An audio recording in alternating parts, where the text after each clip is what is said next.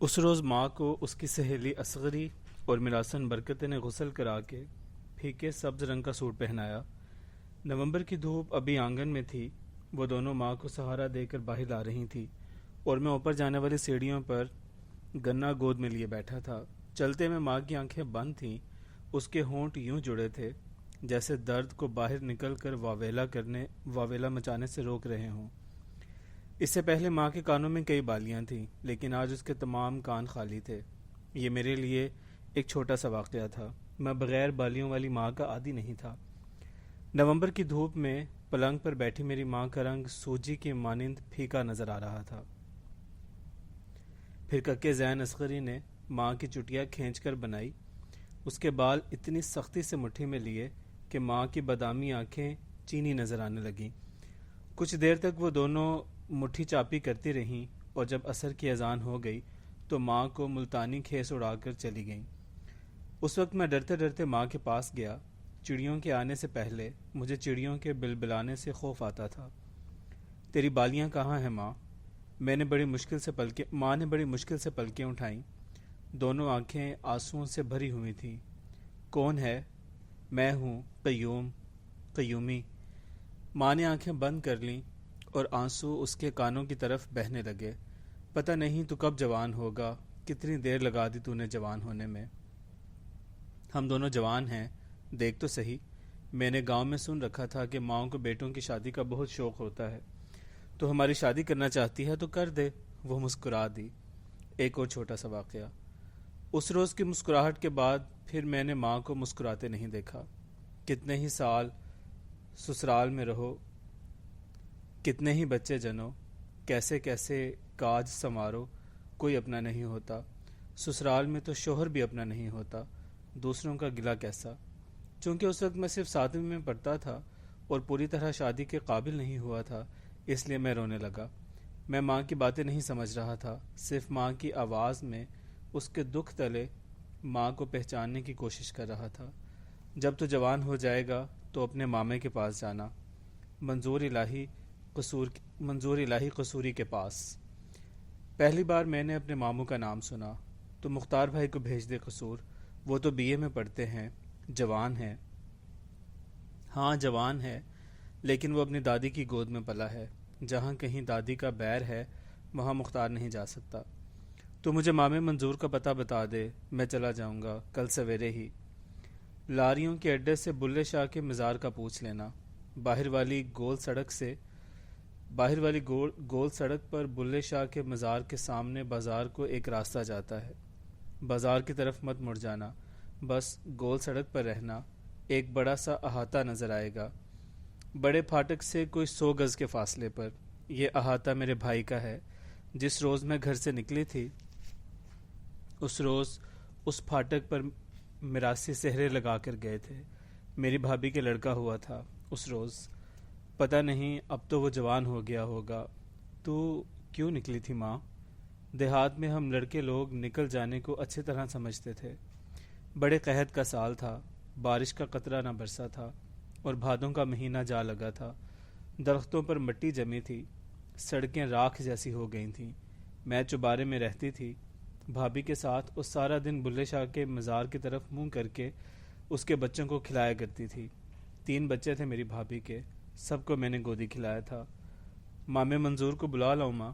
نہ، اس کا نام بھی مت لینا حویلی میں، تیرا باپ ناراض ہو جائے گا۔ اس سے پہلے کبھی ماں کے منہ سے میں نے مامے منظور الہی کا نام بھی نہ سنا تھا۔ اس روز سارے قصور پر مٹی کا بادل چڑھا تھا۔ قوال بلے شاہ کے مزار پر چوکی بھر رہے تھے۔ میں تیسری منزل پر کھڑی کبوتروں کو باجرہ ڈال رہی تھی۔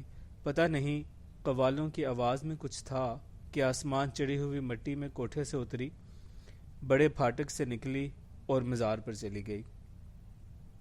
میں چپ چاپ ماں کے پاس کھیس کے اندر گھس کر لیٹ گیا۔ ماں کے جسم سے نما سینک نکل رہا تھا۔ قوالوں سے آگے چھوٹے برآمدے میں ستون کے ساتھ سر لگائے تیرا باپ بیٹھا تھا۔ تیرا باپ بڑے سال کہتا رہا کہ اس روز بلے شاہ کے مزار پر اس کی 2 دعائیں ایک ساتھ پوری ہوئیں۔ کون سی 2 دعائیں ماں؟ اس روز میں مزار سے گھر واپس نہیں گئی۔ میری کون سی ماں تھی گھر پر جس سے میں اجازت لینے جاتی؟ جب ہم چندرا میں داخل ہوئے تو بڑی ٹکویں بارش ہو رہی تھی۔ تیرے ابے نے تب مجھے بتایا کہ وہ بلے شاہ کے مزار پر بارش کے لیے دعا کرنے گیا تھا۔ تو اپنے گھر واپس کیوں نہیں گئی ماں؟ بول، بتا۔ میں نے دونوں ہاتھوں میں ماں کا چہرہ لے کر پوچھا۔ دیکھ، کسی سے یہ بات نہیں کرنا، اچھا؟ تیرا ابا ناراض ہو جائے گا۔ وہاں میرا اپنا کوئی نہیں تھا نا، نہ باپ نہ ماں۔ یہ یہاں اتنے سال سسرال رہنے کے بعد پتہ چلا۔ وہاں منظور الہی تو تھا نا۔ اس کے بعد میں نے ماں کو بہت بلانا چاہا، لیکن وہ میری طرف پیٹ کر کے ہولے ہولے روتی رہی۔ ماں کے مرنے سے بھی زیادہ اس چھوٹی سی شام نے مجھے اپنے اندر گھول لیا تھا۔ ماں کے مرنے کے بعد جب بھی میں لیٹتا، جیسے اب بھی وہ میری طرف پیٹ کیے آہستہ آہستہ سسکیاں بھر رہی ہے۔ جس روز ماں کا 40واں تھا، اس سے ایک رات پہلے میں نے چندرا کو چپکے سے خدا حافظ کہا۔ آسمان پر دور دور تک مٹی چڑھی تھی، ایک بھی ستارہ نظر نہ آتا تھا، اور بلا کی گرمی تھی۔ جس وقت میں قصور کی گول سڑک پر پہنچا تو اس روز بھی بلے شاہ کے مزار پر قوال چوکی بھر رہے تھے۔ آرتی منظور الہی کا گھر تلاش کرنے میں مجھے ذرا بھی تکلیف نہ ہوئی۔ احاطے میں داخل ہوا تو ماں کی شکل کا ایک بوڑھا اندر سے وضو کا پانی کوہنیوں سے پونچھتا ہوا باہر نکلا۔ اس نے لمحہ بھر کو مجھے دیکھا، ٹھٹکا اور پھر میرے گلے لگ گیا۔ کیا حال ہے رابعہ کا؟ ماں تو مر گئی۔ مامے نے میری طرف دیکھا، پھر آسمان کی جانب نگاہ دوڑائی۔ اس وقت چڑھی آندھی میں کبوتر چکر لگا رہے تھے۔ مامے نے میرے کندھے پر ہاتھ رکھا۔ کب؟ بلے شاہ کے مزار پر قوالوں نے پورے زور سے سر لگائے، ربا میرے اوگن چت نہ دھریں۔ پتہ نہیں وہ مامے منظور الہی کے وضو کا چھینٹا تھا کہ اس کے اچھٹے ہوئے آنسو تھے کہ بارش کا پہلا قطرہ۔ میرے ماتھے پر ٹھنڈی برف کی کنی گری۔ میں نے آسمان کی طرف دیکھا۔ اس روز پھر بارش شہر کو غرق کرنے کی سوچ میں تھی۔ مامے منظور الہی کی ملاقات کتنا چھوٹا سا واقعہ تھا، لیکن اس نے مجھے پاؤں میں زنجیریں پہنا دی، اور بی اے کرنے کے بعد تک میں چندرا نہ جا سکا۔ عابدہ بہت دنوں کے بعد میرے کمرے میں نظر آئی۔ مجھے کاسنی رنگ کے ہر شیڈ سے نفرت ہے، اور وہ سر سے پاؤں تک بیگنی، کاسنی، کلیجی مائی لگ رہی تھی۔ شاید وہ دیر سے یہاں بیٹھی تھی، کیونکہ چارپائی کے نیچے مونگ پھلیوں کے چھلکوں کا ڈھیر تھا۔ میں نے سلاخوں والی کھڑکی میں کھڑے ہو کر تھوک سڑک پر پھینکی۔ قیوم، بری عادت ہے ہر وقت تھوکنے کی۔ میں چپ رہا۔ میری مامی تھیں، ایک ان کو طہارت کی بری عادت تھی، پوری پوری بالٹی پانی سے طہارت کرتی تھی۔ ہاں، ہوتے ہیں ایسے لوگ بھی۔ آج بہت دنوں کے بعد عابدہ نے اپنے شوہر کے متعلق باتیں شروع کر دیں۔ خدا قسم قیوم، جیسی خدمت میں نے وحید کی کری ہے نا، ویسی کوئی ماں جنی نہیں کر سکتی، لیکن اس کو پرواہ ہی نہیں کہ میری گود خالی ہے۔ کہتا ہے بچہ خواہ مخواہ درد سر ہوتا ہے۔ کیوں بچہ کوئی درد سر ہوتا ہے؟ میں صرف اس کی زکامی آواز سن رہا تھا، متن پر میرے کان نہیں تھے۔ ذرا بچے کی بات زور دے کر کہہ دوں تو فٹ رونے لگے گا، کہے گا تمہیں کیا کوئی جیے یا مرے، تمہیں تو بچہ چاہیے۔ میں نے سگریٹ کا کش لگایا اور کہا، ہاں یہ تو وہ ٹھیک کہتا ہے، نہیں تمہیں صرف بچہ چاہیے اس دنیا میں۔ کیا ٹھیک کہتا ہے قیومی؟ یہی کہ اگر تمہارا اس سے کوئی رشتہ ہوتا تو تم اس کی تکلیف محسوس کرتی۔ پلاسٹک کی انگوٹھیوں والا ہاتھ گھما کر وہ بولی، میں اس کی بیوی ہوں، نکاحی ہوں اس سے بڑا رشتہ کیا ہوتا ہے؟ بیوی اور پی اے سے کسی کا کوئی رشتہ نہیں ہوتا۔ کوئی اچھا پی اے ہوتا ہے، کوئی نالائق۔ کسی کو شارٹ ہینڈ آتی ہے، کسی کی سپیڈ زیادہ ہوتی ہے، کوئی چٹھی اچھی ڈرافٹ کرتا ہے، کوئی نوٹس لینے میں تیز ہوتا ہے۔ ہر آفیسر پی اے کے ساتھ بندہ ہوتا ہے، ہر شوہر بیوی کے ساتھ۔ پی اے اور بیوی کی صفات ہوتی ہیں، خدمات ہوتی ہیں، لیکن ان کے ساتھ کوئی رشتہ نہیں ہوتا۔ بی بی عابدہ، ایک اچھی بیوی ثابت ہوتی ہے، دوسری بری۔ اچھی بیوی کھانا پکاتی ہے، برتن مانجتی ہے، وقت پڑنے پر پاؤں دباتی ہے، چپ رہتی ہے، لیکن اس کے ساتھ کبھی اس بیوی سے زیادہ ناتا نہیں ہوتا جو گھر کے خرچے سے زیور بناتی ہے، فلمیں دیکھتی ہے، سسرال والوں سے لڑتی ہے۔ نوکر ملازم خدمت گار کے ساتھ تعلق پیدا ہو سکتا ہے، لیکن پی اے کے ساتھ کوئی رشتہ نہیں ہوتا۔ بیوی بھی اسی زمن میں آتی ہے۔ یہ تم کیا بک رہے ہو آج؟ دنیا میں ہر رشتہ سگا بھی ہو سکتا ہے اور سوتیلا بھی، سگی ماں سوتیلی ماں، سگا بھائی سوتیلا بھائی، لیکن بیوی ہمیشہ سگی ہوتی ہے۔ کبھی تم نے یہ سنا ہے کہ یہ میری چوتھی سوتیلی بیوی ہے۔ میں نے محض اس کو چڑھانے کے لیے کہا، سگا سوتیلا ہمیشہ وہاں پیدا ہوتا ہے جہاں کھرے اور کھوٹے کی پہچان کرانی ہو۔ جہاں رشتہ ہی موجود نہ ہو وہاں سگا سوتیلا کیا مانی؟ وہ اپنی پٹری پر بولتی چلی گئی، اولاد ایک سگی دوسری سوتیلی، چاچے تائے کچھ سگے کچھ سوتیلے، بیوی پہلی سگی، بیوی دوسری سگی، تیسری چوتھی، سب سگی بیویاں۔ میں آج کچھ ضرورت سے زیادہ برہم تھا۔ میں اس سے جھگڑنا چاہتا تھا۔ آج مجھے وہ شکتی سوروپ نہیں لگ رہی تھی۔ میں اس کے وجود میں اتر کر تنترا کے سہارے خدا تک پہنچنا نہیں چاہتا تھا۔ اس راستے نے بھی مجھے تسکین دینے کے بجائے الٹا الجھا دیا تھا۔ میں اسے اذیت دے کر، دکھ پہنچا کر، حلال کر کے سکون سے سگریٹ پینا چاہتا تھا۔ جانے من عابدہ بیگم بیوی فقط کیٹلسٹ ہوتی ہے، سارے اصلی نقلی رشتے بناتی ہے۔ پہلی بیوی کی اولاد ہو تو سب سگے بیٹے بیٹیاں، دوسری کے تمام سوتیلے، نہ پہلی کے ساتھ کوئی رشتہ نہ دوسری کے ساتھ۔ وہ رضائی گھسیٹے جا رہی تھی اور اب میں اکڑو تکیے پر بیٹھا تھا۔ ہے تمہارا دماغ خراب ہو گیا ہے قیوم؟ تم ایسی باتیں سوچتے ہو جو مذہب اور شریعت نے حرام کر رکھی ہیں سچی؟ مثلاً رشتہ داری اللہ رسول کے احکامات ہیں ان کے متعلق، بیوی بچوں کے حق بندے ہیں مذہب میں۔ جو یہ سارے جھوٹے ہوتے تو شریعت ان کی پابندی کراتی؟ اتر کے نیچے بھائی بھابھی سے ملا کرو، بچے ہیں ماشاءاللہ ان سے کھیلا کرو، ان پر بھی پیار نہیں آتا؟ نہیں توبہ، ایسے کوئی کہتا ہے؟ کہیں بھابھی سہولت کے سامنے نہ بکواس کر دینا۔ وہ جانتی ہے۔ ساری بات یہ ہے کہ اس بدبخت سیمی نے تمہارے دماغ میں فطور بھر دیا ہے، عشق کا بخار چڑھا ہے تمہیں۔ مجھے جو کہیں مل جائے تو الو کی پٹھی کو سیدھا کر دو۔ خود تو مر گئی، اس بیچارے کو ویسے ہی پاگل کر گئی۔ اللہ کی شان، کسی نے میری ریڑھ کی ہڈی پر برف مل دی۔ خبردار، پھر کبھی سیمی کو کچھ نہ کہنا۔ کہوں گی، اس نے تمہیں پاگل کر رکھا ہے۔ ہائے، کبھی مسلمانوں کے لڑکے یوگا کرتے پھرتے تھے، وہ بھی تنترا یوگا۔ نجس ناپاک خیالات اسی نے بسائے تمہارے دل میں اپنے گناہ پر نقاب ڈالنے کو۔ تم کسی دماغی امراض کے ڈاکٹر سے ملو قیومی، سچ خدا کی قسم، اور توبہ کیا کرو اپنے گناہوں پر۔ پھر اس کا نام نہ لینا عابدہ، میں نے اس کے کندھے پکڑ کر کہا۔ وہ جو سارا دن تم وحید کی دھجیاں اڑاتے پھرتے ہو وہ ٹھیک ہے، آخر میرا مجازی خدا ہے، وہ ہوگا لیکن میرا مجازی خدا نہیں ہے۔ ہم دونوں کچھ دیر خاموش رہے۔ اس نے اپنے کندھے میری گرفت سے چھڑانے کی ہلکی سی کوشش کی لیکن میں نے اسے چھوڑا نہیں۔ بڑی دیر بعد میں نے کہا، سچ بولنے کی کوشش کرنی چاہیے، لیکن اس نے مجھے بات مکمل نہ کرنے دی اور بولی، سچ بولنا کوئی کمال نہیں ہے، سچ سننا بڑا کمال ہے۔ کیا مطلب؟ سچ بولنے کی قوت ہمیشہ سچ سننے والوں سے ملتی ہے۔ تم سچ بول تو لیتے ہو لیکن سچ سن نہیں سکتے، یہ تمہاری کمزوری ہے سیدھی۔ تمہیں غلط اندازہ ہوا ہے، مجھ میں سچ سننے کی اہلیت ہے؟ سرما لگی آنکھیں مٹکا کر اس نے پوچھا۔ ہے؟ سیمی کے خلاف بھی؟ اس نے شرارت سے پوچھا۔ ہاں، اس کے خلاف بھی۔ کل بولو گے میرے ساتھ سچ سننے کے بعد؟ ضرور۔ اچھا، اب سنو، تم درمیانے قد کے دبلے پتلے مرد نما لڑکے ہو، تمہاری مونچھیں تمہارے چہرے پر نہیں جچتی، تمہارے بالوں سے خشکی جھڑتی رہتی ہے جو تمہارے کوٹ کے کالروں پر بری لگتی ہے، تمہارے بڑے ہوئے ناخن گندے ہوتے ہیں، تمہارا مزاج ایسا ہے جیسے راکھ جلتے کوئلے پر چڑھی ہو، اوپر سے بجھے ہوئے اندر سے جلا دینے والے۔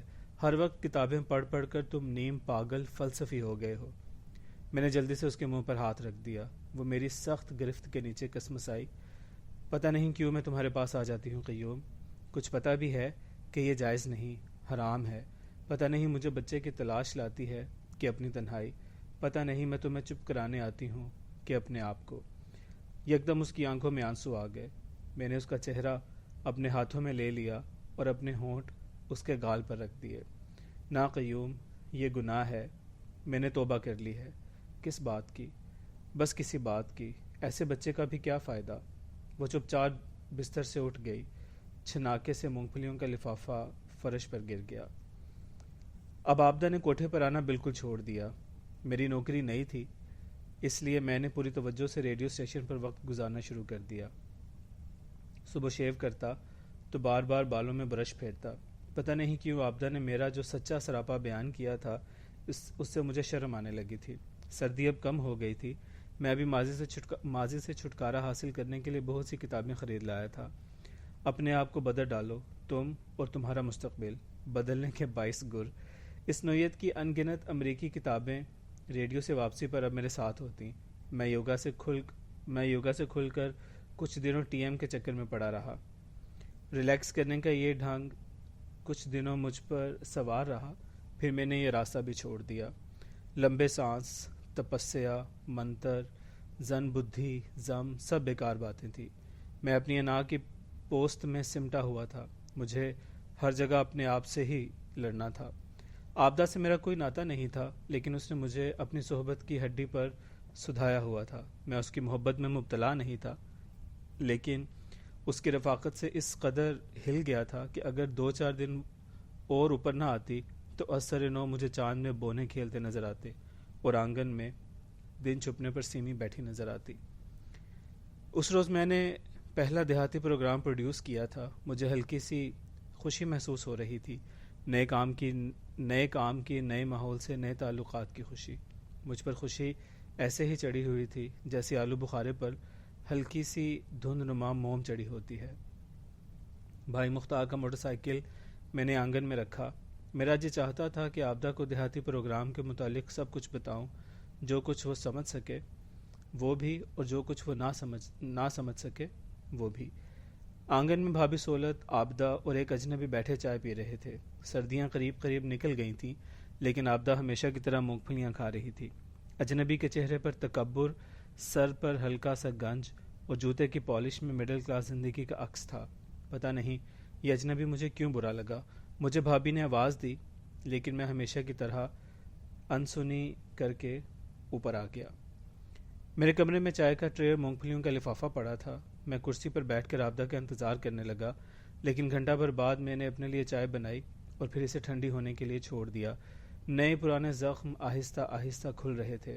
کئی سوال جو کچھ دن سے مجھے ستاتے نہ تھے، آج دوبارہ پوری آب و تاب سے ابھر آئے تھے۔ بڑی دیر تک میں باہر کوٹھے پر ٹہلتا رہا۔ یکدم مجھے اپنی گدی سے کئی سمتوں میں آوازیں آنے لگی۔ میں نے کئی بار پلٹ کر دیکھا، جیسے میرے سر کے ساتھ کوئی اور سر جوڑے ٹہل رہا تھا۔ پھر کمرے کا روشن دان آنکھ کی پتلی کی طرح کھلنے اور بند ہونے لگا۔ آسمان کی کمر میں چاند کا خنجر بندھا تھا۔ مجھے یوں لگا جیسے ابھی ایک نادیدہ ہاتھ کمر بند سے خنجر کھول کر میرے سینے میں پیوست کر دے گا۔ میرے معدے میں یکدم بہت تیزاب جمع ہو گیا۔ یہ سب کچھ کیا ہے؟ انسانی رشتے، نفرتیں، محبتیں، یہ سب کچھ کیا ہے؟ زندگی کا سفر، ہمیں کیا چاہیے ایک دوسرے سے، اپنے آپ سے؟ عمر کا فریب، عقل کا فریب، محبت کا فریب، معاشرہ اور فرد اور قانون اور قانون فطرت، ان سب کی حدیں کون سی ہیں؟ ایک آدمی کیا صرف جسمانی طور پر کسی اور کو ہلاک کر سکتا ہے کہ ہلاک کرنے کے لیے جسم کی قید نہیں؟ سوال بڑے بھور میں چھوٹے تلاتم بن کر گھوم رہے تھے۔ کئی حقیقتیں، کئی عزائم، کئی جھوٹ، کئی سوچیں آپس میں مشین کی سلائی جیسی جڑتی جا رہی تھیں۔ اب مجھے سیمی کی تلاش نہیں تھی۔ اس کا مرنا ہولے ہولے حقیقت بن چکا تھا، لیکن اس کی موت نے ان گنت جاگتے سوالوں کو جنم دے دیا۔ جس طرح مشین کے پرزے کھوچلے ہو کر آوازیں دیتے ہیں اور ان میں پہلے سے تیزی نہیں رہتی، ان سوالوں نے بے نام جستجو، بے معنی تلاش نے مجھے ڈھیلا کر دیا تھا۔ اب زندگی کے پیٹرن پر چلتا ہوا اندر سے آوازیں دینے لگا تھا۔ آبدہ ہوتی تو یہ آوازیں مدھم ہو جاتی، لیکن کبھی مکمل طور پر ختم نہ ہوتی۔ انہی نے مجھ پر عجیب قسم کی وارفتگی اور دیوانہ پن طاری کر دیا تھا۔ کبھی کبھی مجھے شبہ ہوتا کہ میرا وہ نام نہیں ہے جس سے لوگ مجھے پکارتے ہیں۔ اصلی نام یاد کرنے کی کوشش کرتا تو وہ یاد نہ آتا۔ کبھی مجھے لگتا میں جن لوگوں سے ملتا ہوں ان کو میں نے کبھی پہلے بھی دیکھا ہے۔ میں نے ان کی پرانی ملاقاتوں کو ذہن میں ابھارنے کی صحیح کرتا تو بیکار نکلتی۔ کچھ چہرے کالج کے دوست، پروفیسر بھائی مختار، سولت بھابھی، ان کے بچے مجھے بالکل اجنبی لگتے۔ مجھے اپنے آپ سے پوچھنا پڑتا کہ یہ کون لوگ ہیں اور میری طرف پر امید مشتاق نظروں سے کیوں دیکھتے ہیں۔ جب تک آبدہ میرے پاس رہتی تھی ان بے سمت سوچوں سے چھٹکارا ملا رہتا اس کے جاتے ہی ہر طرف سے ریل گاڑیاں چلنا شروع ہو جاتی اور مجھے لگتا کہ ابھی وہ میرے ذہن میں پہنچ کر آپس میں ٹکرائیں گی، بڑا دھماکہ ہوگا اور میری کھوپڑی پاش پاش ہو جائے گی۔ انہی سوچوں نے مجھے اپنی نوکری میں دلچسپی لینے پر مجبور کر دیا تھا۔ چاند کا خنجر غروب ہو گیا۔ اب کوٹھے پر سڑک کے کھمبے کی پھیکی روشنی تھی۔ آبدہ کے آنے سے بہت پہلے اس کے سلیپروں کی آواز آئی۔ میرے دل کو ہلکی سی ڈھارس ہوئی۔ یہاں کیا کر رہے ہو اکیلے؟ میں چپ رہا۔ اندر تمہارے لیے چائے رکھ گئی تھی۔ شکریہ، پڑی ہوئی ہے 7 گھنٹے سے۔ کیسے بول رہے ہو؟ جیسے بولا کرتے ہیں۔ بڑا روکھا طریقہ ہے تمہارا مہمانوں کے ساتھ۔ نہ بیٹھنے کو کہا، نہ آنے کی وجہ دریافت کی۔ بیٹھ جاؤ اندر جا کر۔ اکیلی؟ عورتیں اکیلی بیٹھی اچھی لگتی ہیں، کوئی انہیں ستاتا نہیں۔ پوچھو گے نہیں کہ میں کیوں آئی ہوں؟ میں نے سگریٹ سلگایا اور شاہ نشین پر بیٹھ کر بولا، ضرور کوئی معقول وجہ ہوگی، کیونکہ تم ہمیشہ میرے پاس معقول وجہ سے آئی ہو۔ بڑے کمینے ہو، وحید کی طرح۔ ہم مردوں کی ایک ہی ذات ہوتی ہے اللہ کے فضل سے۔ اندر آؤ، ایک بات کرنی ہے تم سے۔ کچھ دیر میں اکیلا بیٹھا رہا۔ نافرمانی پر طبیعت مائل تھی، لیکن زیادہ دیر نہ رہ سکی۔ بالآخر میں اٹھ کر اندر چلا گیا۔ آبدہ آج سفید کپڑوں میں بڑی ستھری اور ماڈرن لگ رہی تھی۔ پلاسٹک کے تمام زیور غائب تھے، لپسٹک کا نشان نہ تھا۔ دھلے بالوں کی چوٹی پاؤڈر لگی گردن سے لپٹ کر کندھے سے سینے پر لٹک رہی تھی۔ یہ تمہاری کیا عادت ہے؟ موٹر سائیکل نیچے دھرا، اوپر بغیر سلام دعا اوپر۔ دھن جگرا ہے بھابھی سولت کا، میں تو ایک دن میں نکال دوں گھر سے۔ یہ گھر ہے، کوئی ہوٹل تو نہیں نا؟ بھائی مختار میری طبیعت کو سمجھتے ہیں۔ تم وحید کو تو مل لیتے، اچھی بے نیازی ہے تمہاری۔ جیسے کسی نے گرم پانی میں مجھے غوطہ دیا، اندر باہر تمام زخم کھل گئے۔ میرا تو خیال تھا کہ 100 برس کتے کی دم سیدھی کرو نہیں ہوتی، پر اس کو تو جلدی ہوش آ گئی۔ اس کے چہرے پر ہنسی تھی، خوشی کا گلال بکھرا تھا۔ ایسی معافیاں مانگی ہیں بھابھی سولت سے، کیا ہاتھ جوڑ جوڑ کر وعدے کیے ہیں، اپنے علاج کا بھی وعدہ کر لیا ہے۔ میرا دل یک بارگی کانپنے لگا۔ اس کی ہنسی میں فتح تھی، مسرت تھی۔ سنو آبدہ، تمہارا خیال ہے وہ بدل چکا ہے، اب وہ تمہیں بہتر طور پر رکھے گا۔ جانے من کوئی شخص کسی کی خاطر نہیں بدلتا، نہیں بدل سکتا۔ ایک بار تم چیچا ودنی پہنچ گئی تو پھر وہی بک بک جھک جھک ہو گئی۔ وہ کچھ دیر چپ چاپ مونگ پھلیاں چھیلتی رہی۔ اب میں ہمیشہ تو یہاں نہیں رہ سکتی نا بھابھی سولت کے پاس، بیچاری بہت عزت کرتی ہیں، لیکن کوئی کسی کو کب تک رکھ سکتا ہے؟ اب عزت سے لے جائے تو مجھے کیا اعتراض ہو سکتا ہے؟ تم تو کہتی تھی کہ اگر 1,00,000 روپیہ بھی دے تو بھی میں کبھی وحید کے ساتھ نہ جاؤں۔ تنک کر وہ بولی، میں نے کب کہا تھا؟ میں تو بس اس کی شکایتیں کرتی تھی۔ انہیں شکایتوں پر بھروسہ کر کے میں نے کہیں اندر ہی اندر تم پر اعتماد کر لیا۔ تم میری شکتی ہو آبدہ، تمہارے بغیر میں یکدم میں چپ ہو گیا۔ اس بے سود تلاش سے فائدہ، کمال ہے۔ میں تو ہر وقت وحید کو ہی یاد کرتی رہی ہوں قیومی، جیسے تم سیمی کی یاد میں کھوئے رہے ہو۔ فرق صرف اتنا ہے کہ سیمی تمہاری بیوی نہیں تھی، اس لیے تم صرف اس کی اچھی باتیں یاد کرتے ہو۔ میں وحید کی بیوی ہوں، اس لیے اسے یاد کرنے کا میرا طریقہ مختلف تھا۔ یاد تو ہم دونوں ہی کرتے تھے نا۔ اس کے نزدیک ساری بات کل اتنی تھی، اتنی مختصر، سادہ اور سچی۔ اس وقت مجھے پتہ چلا کہ یہ سیاہ گوشت جیسے مردار سمجھ کر میں کئی مہینوں سے اس کے گرد چکر لگا رہا تھا اور اسے مردہ سمجھ کر اسے اپنی زندگی کا پروٹوپلازم بنانے کی کوشش میں مصروف تھا۔ یہ سیاہ گوشت مرا ہوا نہیں تھا، صرف کچھوے کی طرح مردے پن کی ایکٹنگ کر رہا تھا۔ مجھے جھپٹتے دیکھ کر اس نے جھرجھری لی اور ترنت جنگل کو روانہ ہو گیا۔ اچھا تو قیومی، اب میں چلوں، اللہ تمہاری مدد کرے۔ خدا قسم مجھے کبھی کبھی تم پر واقعی ترس آ جاتا تھا۔ وہ اٹھ کھڑی ہوئی، اس کے اٹھنے کے انداز میں قطعیت تھی۔ تم اس حیوان کے ساتھ نہیں رہ سکتی، وہ تمہیں نہیں سمجھتا، اس کا علاج نہیں ہو سکے گا آبدہ۔ یہ تم نے کیسے اندازہ لگایا؟ واقعی یہ میں کیسے کہہ سکتا تھا کہ وحید اسے نہیں سمجھتا، اس کا علاج نہیں ہو سکتا؟ آبدہ، میں ان گنت سوالوں میں گھرا رہتا ہوں، اتنے سارے سوال کہ میرا اپنا وجود ان میں کھو گیا ہے۔ تم جب تک ہوتی ہو مجھے یقین رہتا ہے کہ میں ہوں، ورنہ تمہارا صرف اتنا قصور ہے قیوم کہ تم رشتہ داروں میں نہیں رہتے۔ پود جڑ چاہے کھڑا رہنے کو، صرف تم میری جڑ بن سکتی ہو، صرف تم۔ مجھے پہلے پتا تھا کہ تم پاگل ہو. دراصل اس کالج کی تعلیم کم وقت نے تمہارا دماغ خراب کر دیا ہے. تمہارے دماغ کو گرمی ہو گئی ہے. کسی دماغی امراض کے ڈاکٹر سے ملو قیومی، خدا کے لیے.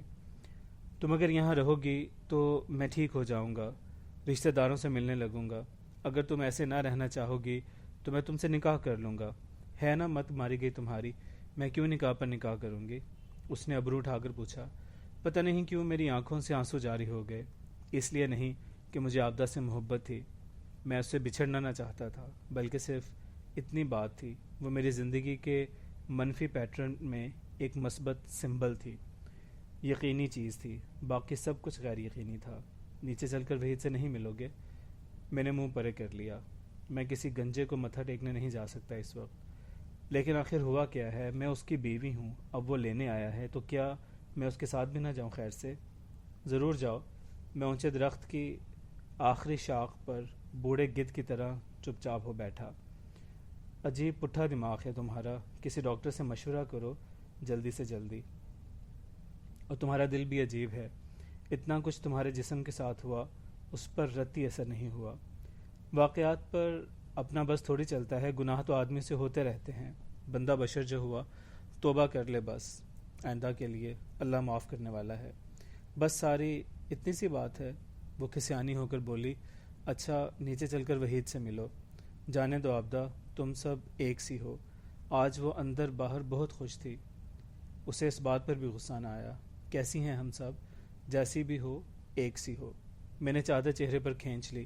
میرا خیال تھا وہ چادر اتارے گی، غصہ جھاڑے گی، ہمیشہ کی طرح بلائے گی، منائے گی. لیکن وہ کچھ دیر کھڑی رہی. پھر توبہ استغفار پڑھنے کی آواز آئی. بعد ازاں کمرہ اس قدر چپ ہو گیا کہ چادر کے اندر مجھے خوف آنے لگا. کچھ دیر بعد جب مجھے یقین ہو گیا کہ کرگسوں کو منانے کوئی نہیں آئے گا تو میں نے چادر سے باہر سر نکالا. چائے کا سامان ٹرے میں دھرا تھا. دونوں پیالیوں میں ٹھنڈی چائے پر کریم کی جھلی پڑی ہوئی تھی. پائنتی مونگ پھلیوں کے چھلکوں کا چھوٹا سا ڈھیر تھا اور ان کے قریب عابدہ کے سفید سلیپر پڑے تھے، ربڑ کے سفید قینچی سلیپر. میں نے اٹھ کر ان سلیپروں کو غور سے دیکھا، پرنام کیا اور پھر پلنگ کی چادر سے صاف کر کے الماری کی اوپر والی شیلف میں رکھ دیا. اس کے پاس ہی میری ماں کی چھوٹی سی تصویر فریم میں جڑی ہوئی پڑی تھی. شاید اسی جذبے کے ساتھ راجہ بھرت نے بنباسی مہاراجہ رام چندر کی کھڑاویں راج سنگھاسن پر رکھی ہوں گی. عابدہ کے چلے جانے کے بعد بہت عرصہ میرے دل پر اس کا راج رہا. دوسری صبح جب میں نیچے گیا اور میں نے مختار بھائی سے موٹر سائیکل مانگی تو مجھے پتہ چلا کہ عابدہ اپنے وحید کے ساتھ چیچا وطنی جا چکی ہے. اس کے بعد میرے معدے میں پھر جلن رہنے لگی اور میں انگزائٹی کا شکار ہو گیا.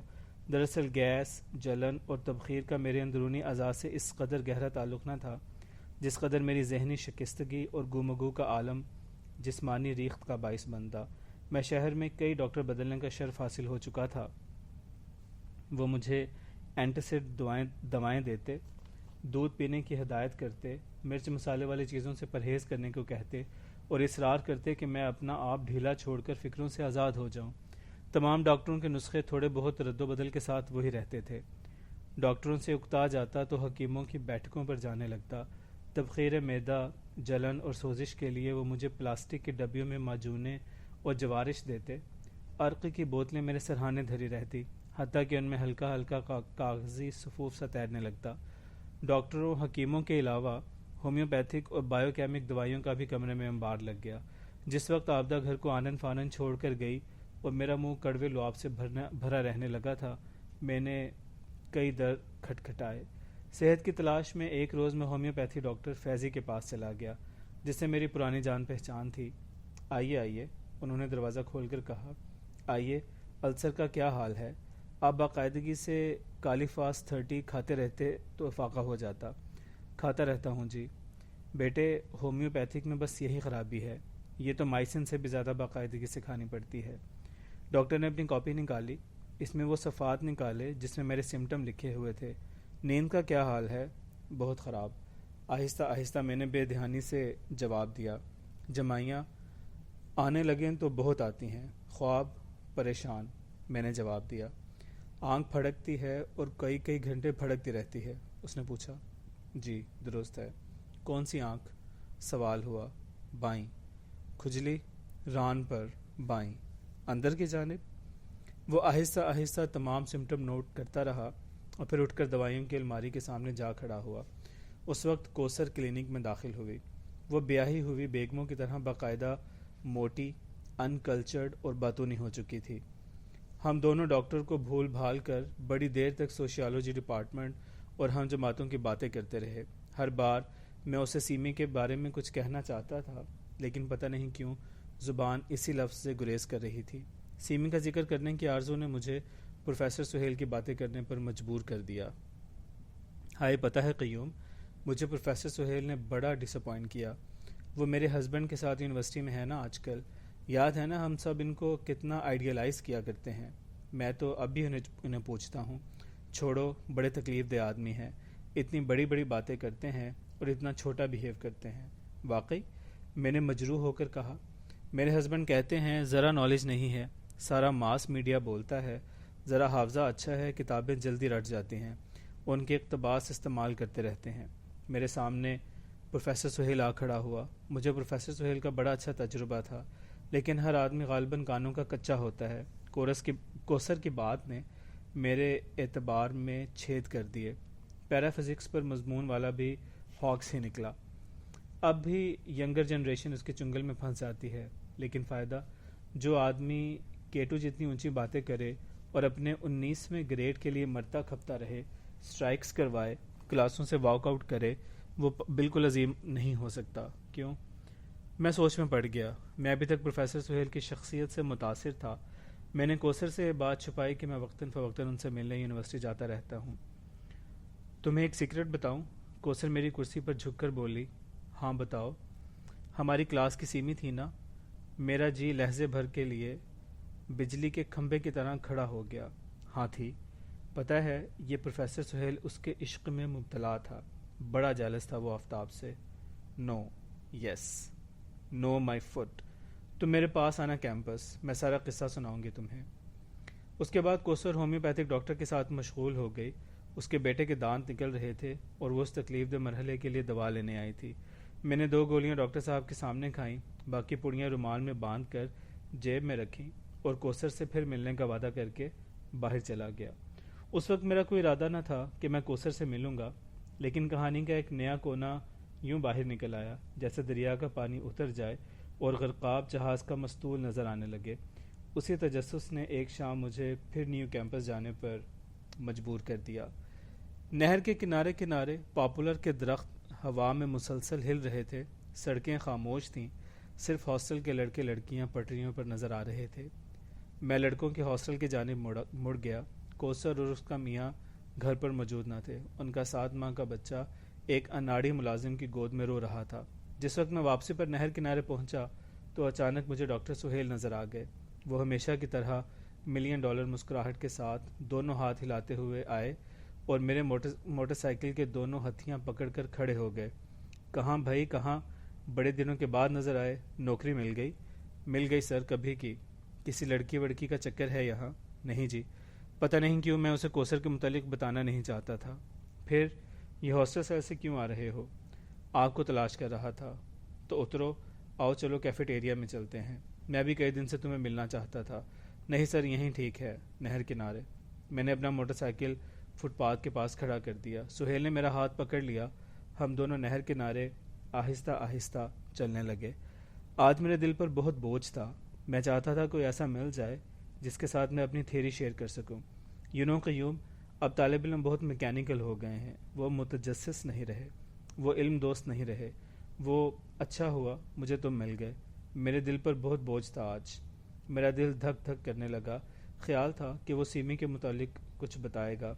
تم کو یاد ہے ایک بار میں نے تمہیں ایک اسائنمنٹ لکھنے کو دی تھی، دیوانگی کی وجہ، اور میں نے بار بار کہا تھا کہ یہ وجہ چاہے کتنی بھی فور فیچڈ کیوں نہ ہو، لیکن نظریہ تمہارا اپنا ہونا چاہیے۔ جی مجھے یاد ہے۔ میں کئی سال لڑکوں کو یہی اسائنمنٹ دیتا رہا ہوں، لیکن آج تک کسی اسٹوڈنٹس نے کوئی بات نہیں کی۔ اب میں نے یہ سوال پوچھنا چھوڑ دیا ہے، سب کتابوں سے چرا کر لکھ لاتے ہیں۔ مجھے ابھی تک یاد تھا کہ جس روز ہم دیوانگی کی آخری شکل خودکشی کی باتیں کر رہے تھے، سیمی نے سفید کرتا اور نیلی جینز پہن رکھی تھی۔ ابھی ابھی کچھ دن پہلے ساری بات شیشہ ہو گئی قیوم. میں سمجھ گیا ہوں دیوانگی کی اصل وجہ کیا ہے. ہر وقت میں سوچتا رہتا تھا کہ وہ ذہنی پراگندگی جس کی وجہ سے کوئی شخص خودکشی پر آمادہ ہوتا ہے، یہ وجہ بھی اس فعل کی طرح مکمل طور پر مبہوت کرنے والی ہونی چاہیے. دراصل دیوانگی ایک خارجی علامت ہے، لیکن اس کی وجہ خارجی نہیں. اس کی اصل وجہ میں بتاؤں قیوم؟ بتا دوں؟ بولو. راز افشاں کر دوں دیوانگی کا؟ کھلی آنکھوں والا وہ پروفیسر اس لہجہ مجھے خود دیوانہ سا نظر آیا. کیا اس کی دیوانگی کی وجہ بھی سیمی تھی؟ بتائیے سر. ضرور. میں بات کو سادہ کروں گا اور زیادہ تفصیل میں نہیں پڑھوں گا. تم نے کبھی بائیولوجی پڑھی ہے؟ میٹرک میں پڑھی تھی سر. پڑھا کرو بائیولوجی. کوئی آدمی باٹنی، بائیولوجی اور فزکس کے بغیر اپنے خدا تک نہیں پہنچ سکتا. اس کی قدرت کو نہیں سمجھ سکتا. اسے سمجھ نہیں آ سکتی کہ کیسے اس کی تقدیر پر اس کی حیاتیاتی وراثت ہے. تمہاری آنکھوں کا رنگ، قد کی لمبائی، رنگت ہی جینز کے تابع نہیں. تمہارا گوشت، ہڈی اور اعصاب پر ہی جینز حاوی نہیں، بلکہ ہر خلیے کے نیوکلس میں کروموسومز کے ربن میں انسان کی تقدیر چھپی ہوتی ہے. اس نے اپنے لب میرے کان کے ساتھ لگا دیے. اور بیٹا جی، مغرب کے لوگ مانے نہ مانے، لیکن انہی جینز کے اندر ہماری دیوانگی کا راز پنہا ہے. کیسے سر؟ آپ ماحول پر جینیٹکس کو ترجیح دے رہے ہیں، حالانکہ یہ بات واضح ہے کہ دونوں چیزیں بلا واسطہ یا بالواسطہ ایک دوسرے کے بغیر چل نہیں سکتی. میں نے دیوانگی کا راز پا لیا ہے قیوم، اور وہ ہے تغیر نو یا میوٹیشن. سادہ طور پر سمجھ لو کہ جب کبھی ایوولوشن ہوتی ہے، کوئی سپیشی بدلتی ہے، اس کی وجہ جین میوٹیشن ہوتی ہے. ارتقاء انسانی کے لیے ضروری ہے کہ ہمارے جین میں تبدیلی ہو، ہر نئی پود پچھلی سے مختلف ہو. یہ تبدیلیاں ابھی مکمل طور پر دریافت نہیں ہو سکیں، لیکن یہ بات طے ہے کہ ساری تبدیلی جینز کی وجہ سے ہوتی ہے. جینز پوری طرح تغیر پذیر ہوں تو ارتقاء ہوتا ہے، اور ٹوٹ پھوٹ جائیں تو دیوانہ پن ہوتا ہے. سر، آپ کا سارا علم مغرب سے مستعار لیا ہوا ہے، غالباً اس لیے اس میں نیا پن نہیں ہے. میں کوثر کی باتوں میں ڈوبا ہوا تھا. سہیل نے میرے کندھے پر ہاتھ مارا اور بولا، باسٹرڈ، کہتے تم سچ ہو، لیکن جب میری ساری بات سنو گے تو شاید اپنی رائے بدل لوگے، جیسے میں اپنے متعلق اپنی رائے بدل چکا ہوں. ٹرینکولائزرز، ریڈیشن اور ایسی ہی کئی زہریلی دوائیوں سے جین میں خطرناک میوٹیشن ہو جاتی ہے. آج کا مغربی سائنسدان اس حقیقت سے بہت خوف زدہ ہے. وہ جانتا ہے کہ ان باتوں سے تغیر تو ہوتا ہے، لیکن مکمل نہیں ہوتا. تغیر پذیر جین لولا لنگڑا ہو جاتا ہے اور آنے والی نسلوں پر بڑے خطرناک نتائج مرتب ہوتے ہیں. کوئی مثال سر؟ مثلاً 2 سروں والا بچہ، 6 انگلیوں والی اولاد، ماتھے کے درمیان تیسری آنکھ والی مخلوق. ایسے جین کے نتائج کچھ ہی ہو سکتے ہیں، بازو نہ ہوں سرے سے.